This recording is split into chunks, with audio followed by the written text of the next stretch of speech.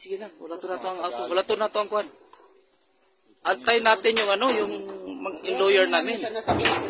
Nandoon sa baba lang, oh. Kasi may mga kasamahan din kayo doon, kinausap pa doon. Antay ninyo. Gobyerno man kaya kayo, diplomasya ang dating natin, huwag sa pilitan. Wala, mga pamanggunin, mga tauhan. Hintay-hintay lang, boss. Huwag naman ganun po. Kasi yung lahat na nakumpaw namin, alang-alang naman hindi yung bigyan ng pagkakataon. Kunting oras lang daw. Sir, kunting oras lang daw muna. Total may sasakyan man yun. Pagkatapos na makausap yung ano, pupunta din sila dito. Kasi po, kung magpupumilit kayo, handa po kami mamatay po. Totoo yun po.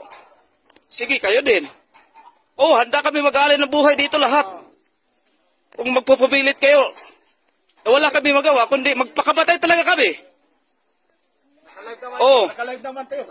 Naka-live naman tayo, documented naman to eh. Kaya kung hindi niyo antayin yung lawyer namin doon, magpupumilit kayo, bahala na. Kayo naman mga sundalo mga gobyerno kayo, alam niyo ang tamang patakaran.